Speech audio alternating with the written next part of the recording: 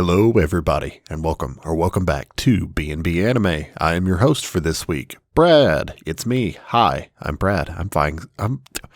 I can speak. Man, starting this episode off correctly. I'm flying solo this week because we had something absolutely fantastic hit the movie screens this week in the vein of Sword Art Online, more specifically Sword Art Online Progressive, with Aria of the Starless Night, which is the retelling of SAO from the original Aincrad arc, but actually going floor by floor instead of, skipping from floor 1 to floor 24 and then 50, then 51, then, 74, 75, all that fun stuff. It's an arc that is absolutely fantastic and a lot of people loved, and then after that, they kind of lost their way until the Alicization arc. But getting back into the story and seeing things being retold and actually told and thought out properly is a very refreshing feeling, especially having read the light novel and the manga and going into this with all the knowledge that I have. It was absolutely wonderful, if I'm being completely honest. The story this time, however, was told from Asuna's perspective. So the first half of the film, if you've read the light novel and the manga, is completely fresh, considering you get to see Asuna's life leading up to the launch of the game and all of that fun stuff. So it's just a very refreshing tale, being able to see SAO told from that perspective as someone who has watched through SAO multiple times, watched SAO abridged, have collected and read all of the manga, and I'm getting started on collecting the light novels. It's really interesting and very refreshing to see this tale be told from this perspective. However, before we take a deep dive into the topic of discussion for today, I do have one piece of news to get into before I get into this. So, the date that this episode is dropping, December 5th, the first episode of the new Demon Slayer arc is being released. It's a 1-hour episode, so technically you're getting about 3 episodes worth of content in a 1-hour special. So I highly recommend checking that out this week for those of you that are unaware that it was actually starting this week. If you've seen Mugen Train, you're more than welcome to watch this to continue the story. If you have not seen Mugen Train is available on Crunchyroll and Funimation, and also the entire Mugen Train arc told from the show perspective is available, including the first episode of season 2, which is Rengoku's journey to Mugen Train before it happens. So I highly recommend checking that out before diving into this episode, because this is a direct continuation and diving into the Entertainment District arc. Now, to get into our topic for this week, just a little bit of background on SAO Progressive. You have A1 Pictures being the studio that produced it. A1 Pictures has actually been a massive part of a lot of the anime that we've covered here on this podcast, with things like Big Wind Up Season 2, something that's near and dear to my heart with Sword Art Online, and other fantastic things like 7 Deadly Sins, Erased. Pretty much A1 Pictures is one of those studios that can be trusted to do fantastic work with massive animation projects. The director for the film is Ayako Kono, and the story of SAO Progressive was written by Riki Kawahara, who has done the entire Sword Art franchise. The film was originally released in Japan on October 30th of 2021 and released here in the States on December 3rd. Now, for those of you who are contemplating whether you should go see it, or you think because you haven't gotten caught up on the rest of SAO, it might not be worth your time or you might not understand, if you've seen anything of SAO, if you made it through the Aincrad arc, then this film is 100% for you. If you're curious about SAO and have never given it a try, I highly recommend it. And for those who think SAO has a bad stigma, because for some reason SAO has a really bad stigma in the anime community, don't pay any attention to that. This film was absolutely wonderful. I can highly recommend this to anyone and everyone. They did a fantastic job with it, and I cannot wait to get into the continuation of Progressive even after this film. So the second film of Progressive will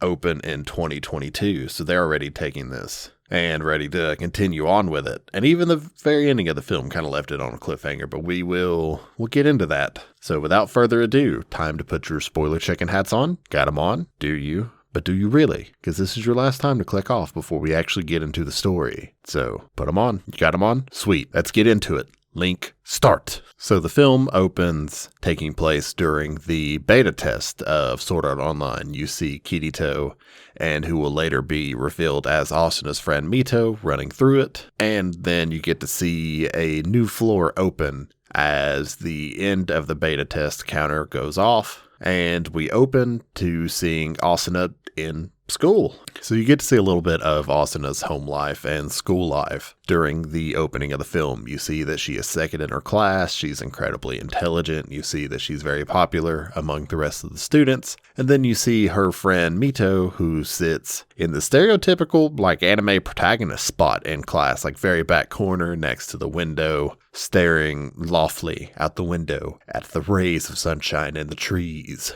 So you see that although Mito is actually top of the class, she doesn't actually care about school. She cares about video games and playing them. And she is the one that actually got Asuna into video games. They play fighting games together. Asuna ran into her outside of a arcade convention where Mito is actually inside, absolutely kicking ass at a Tekken tournament. Also, good use of Tekken in this. Fantastic job. And you just see them bond over video games, and Mito tells Asuna, hey, I'm going to be getting into this new SAO game with the Nerve Gear coming out. You should give it a try, especially considering your dad is the owner of the company that helped produce the Nerve Gear.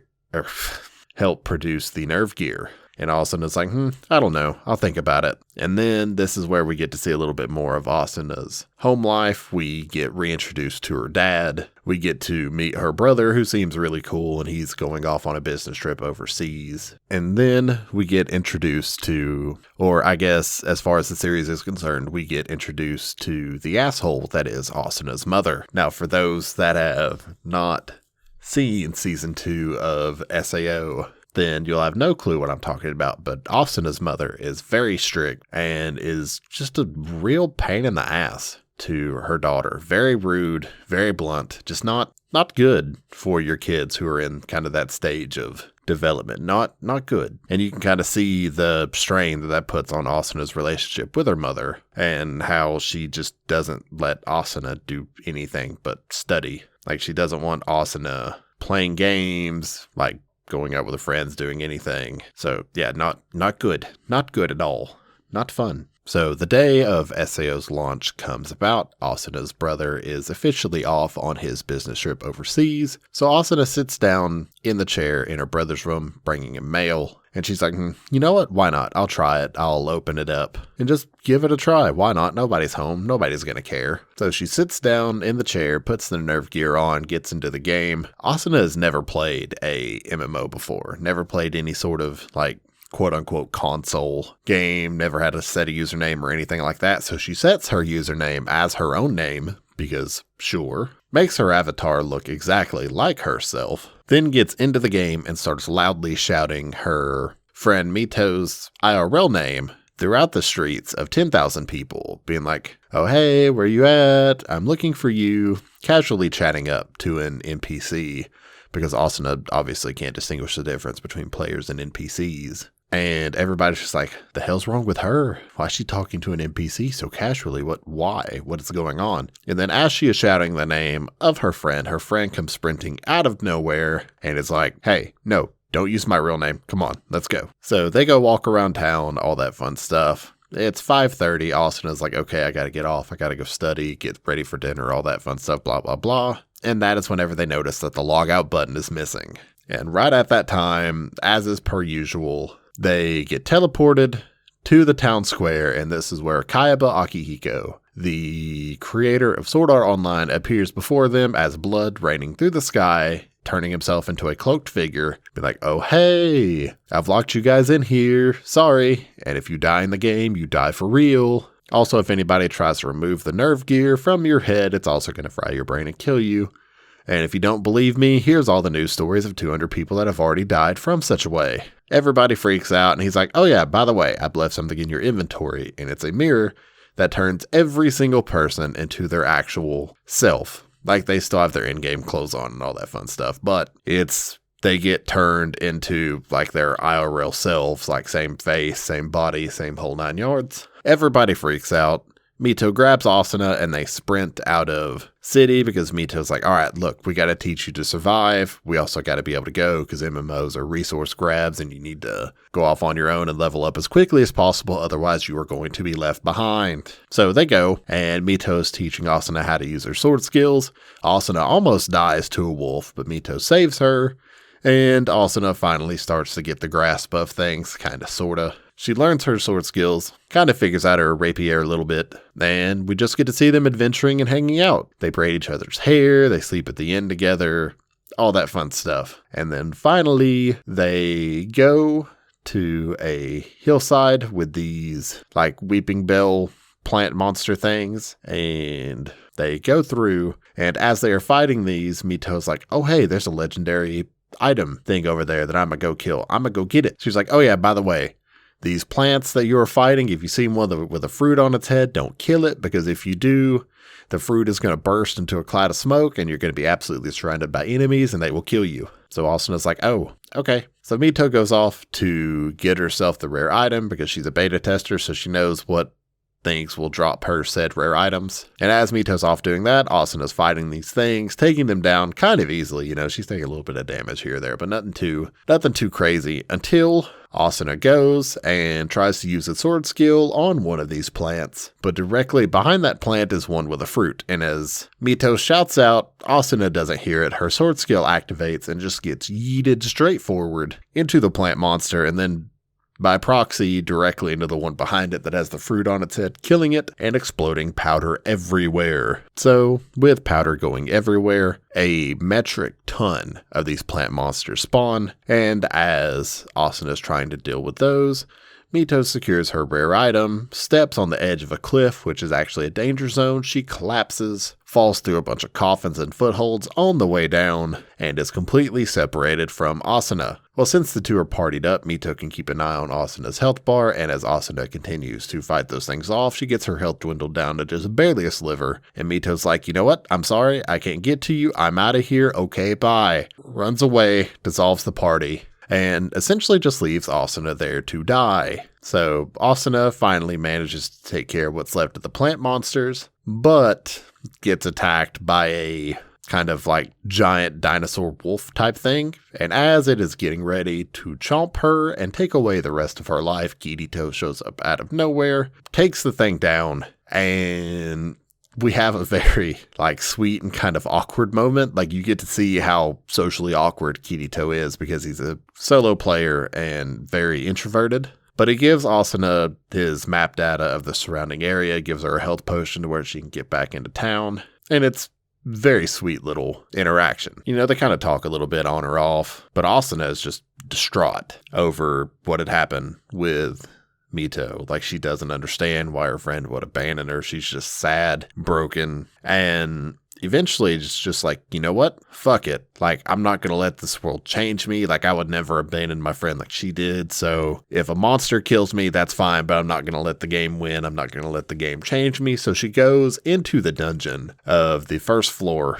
and is in there for literal days, fighting, getting stronger, trying to do better for herself, until she ends up breaking her sword on the last monster that she fights. Kirito shows up right around that time, and it's like, hey, look, you're tired, you can't be here, you need to conserve your strength, and you need to get your swords looked after. Like, you have to go to the forge and build those up, otherwise you're just going to sit there and keep breaking them. And also, Asuna's like, no, it's fine, I'm going to keep going, I've got to get stronger, you know, blah, blah, blah. And she collapses. So Kirito drags her outside and just lets her sleep. And it was that interaction in the dungeon, actually, which is where it kind of picks up in the light novel and manga. Like, it's right at that point where Kirito and Asuna first meet, and then they go to the strategy meeting together, which is what you've seen in the actual SAO show itself. They go, you get introduced to Kibao and Aegil. They form parties, Kirito and Asuna, as the two loners left left out decide to form a party together. They hang out outside of the thing. So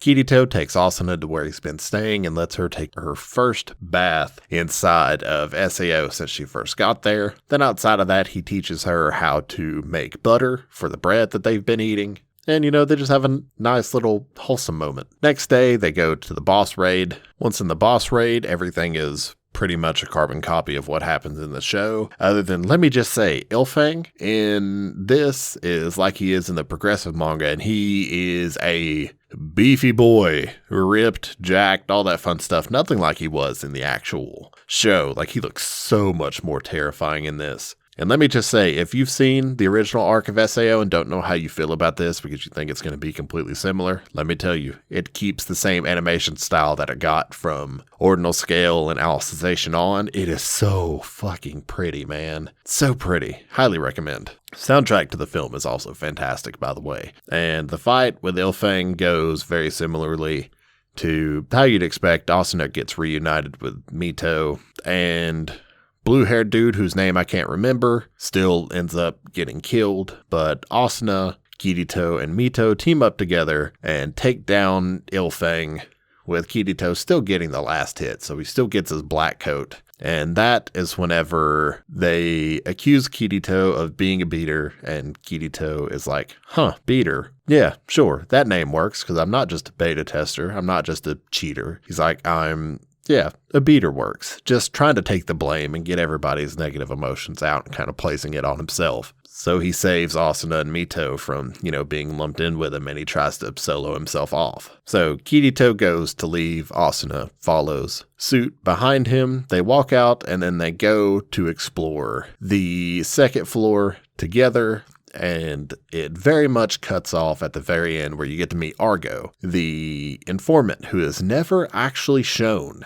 in the original SAO stuff. So new character, and it's going to be exciting to see where it goes from here. People are going to be introduced to new characters that they haven't met before, and it's going to be great. It's going to be a fun time. So as far as rating this goes, I'm going to have to give it, I've sat down and thought about this a lot since the film, and the film very much kind of changed my perception on a lot of things, especially with as far as Mito was concerned. Since she wasn't in the original show, I figured they were going to kill her off in the boss battle with Ilfang, but they did not. I was very surprised. Typically you're, just left to assume that somebody's going to get killed somewhere along the lines, but no, she got to live. And so it kind of threw me for an entire loop. I didn't know how to feel outside of that because it wasn't what I expected. But with SAO holding such a near and dear place to my heart, and not just including the nostalgia factor, but because of how fresh this felt and getting to see it through Asuna's eyes instead of